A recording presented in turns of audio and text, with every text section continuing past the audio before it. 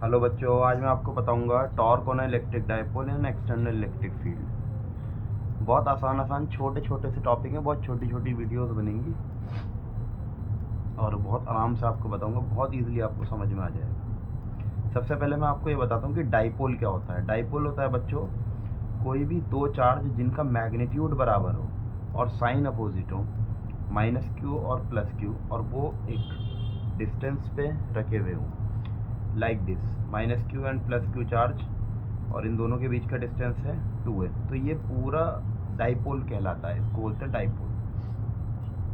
और जहाँ डाइपोल होता है वहाँ ये तो हो गया हमारा डाइपोल, और जहाँ डाइपोल होता है वहाँ होता है डाइपोल मोमेंट।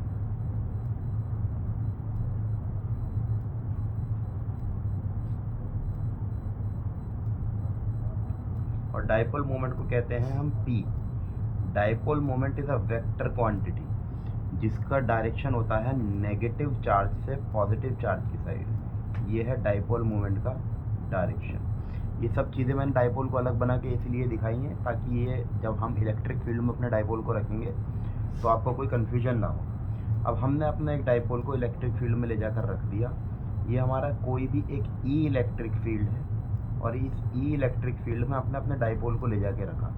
आप देख सकते हैं डाइपोल में माइनस क्यू चार्ज ये रहा, प्लस क्यू ये रहा, और इन दोनों के बीच की दूरी जो 2a थी वो अब हमने क्या करा कि मिड पॉइंट मार्क करा और ओ से लेके ए तक का जो डिस्टेंस है उसको a कहा, और o से लेके b तक का डिस्टेंस है उसको भी a कहा। तो ये दोनों मिला के हो गए 2a।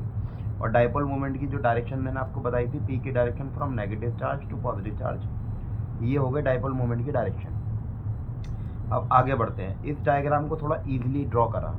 इस डायग्राम को जब मैंने ईजिली ड्रॉ करा तो दिखाया आपको कि ई इलेक्ट्रिक फील्ड और ये रहा डाइपोल मोमेंट।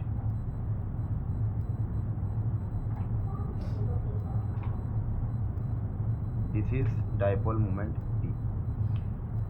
जो डाइपोल की डायरेक्शन है वही डाइपोल मोमेंट की डायरेक्शन। तो the angle between the electric field and dipole moment is taken as theta.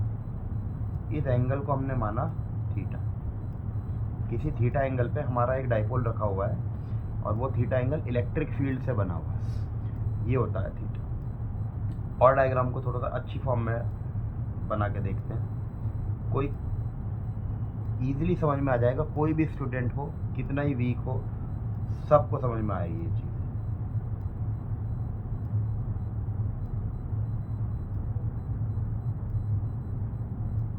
Theta, किसी थीटा एंगल पे हमने अपना एक डाइपोल रख दिया।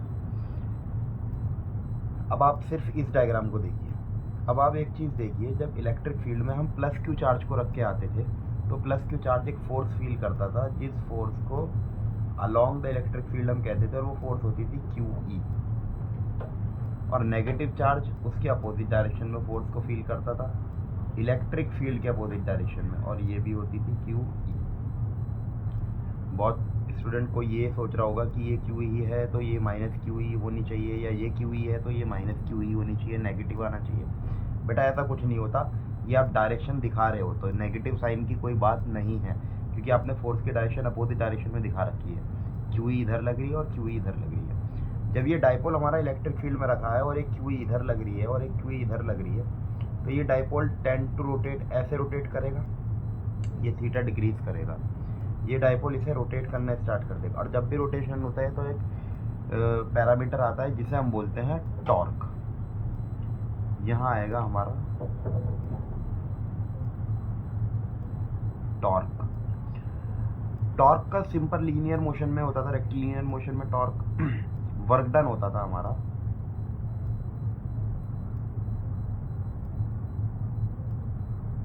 फोर्स इनटू डिस्प्लेसमेंट,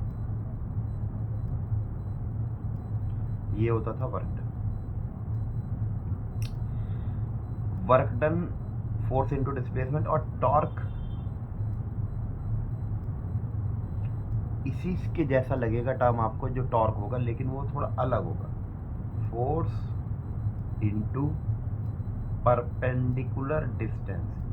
ये परपेंडिकुलर डिस्टेंस आपको समझना है, ये क्या है perpendicular distance. Force into perpendicular. ये वर्क डन का फॉर्मूला आपको इसीलिए दिखाया गया क्योंकि वर्क डन आप पीछे पढ़ के आ चुके हो, फोर्स इंटू डिस्प्लेसमेंट। अब टॉर्क है force into perpendicular distance. What is perpendicular distance?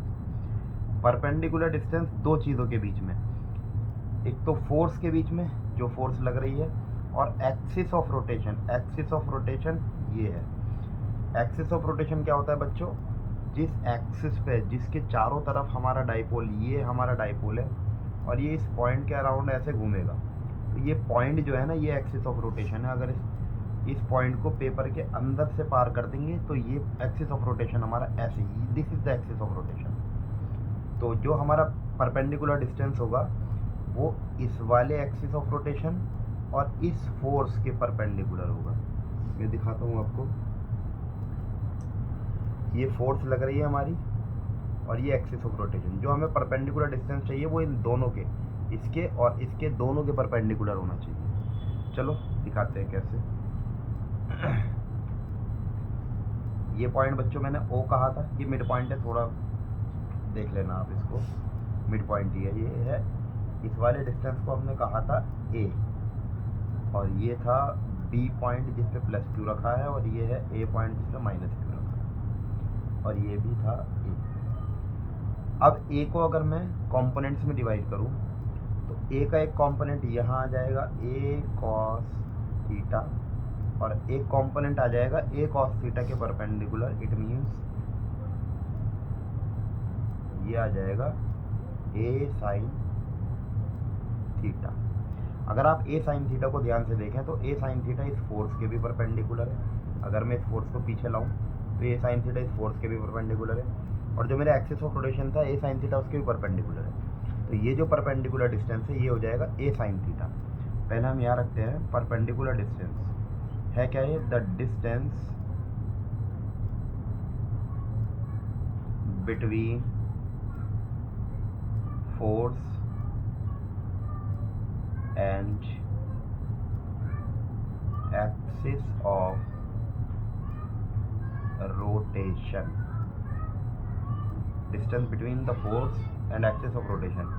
Force जो लाइन ऑफ एक्शन है फोर्स का, वो वाला लाइन ऑफ एक्शन। तो टॉर्क का फॉर्मूला ये आया। अब वैल्यूज पुट करते हैं।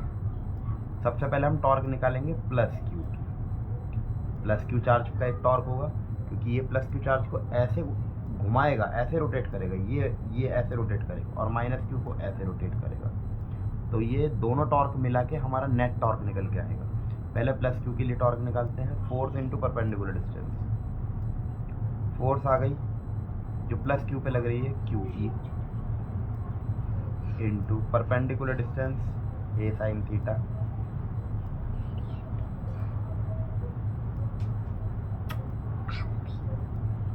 इज इक्वल्स टू, इसे आराम से सिंपल फॉर्म में रख लो, QE ए साइन थीटा। ये टॉर्क आ गया हमारा जो +q चार्ज पे लग रहा है।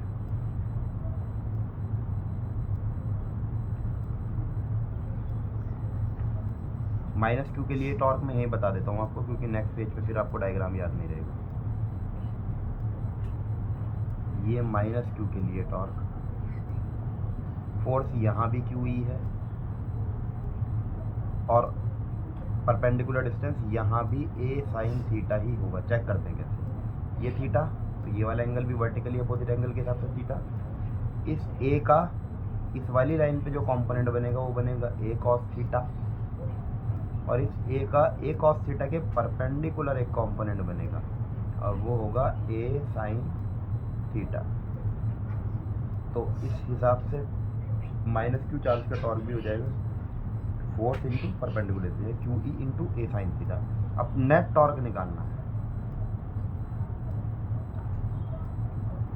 तो दोनों टॉर्क को ऐड करेंगे। अब नेक्स्ट पेज पे चलते हैं।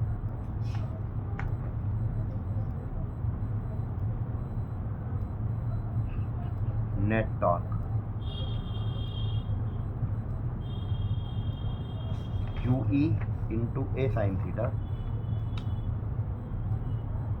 QE into a sine theta plus Q E into a sine theta is equals to, दोनों जुड़ जाएंगे तो हो जाएगा 2QE ए साइन थीटा। बेटा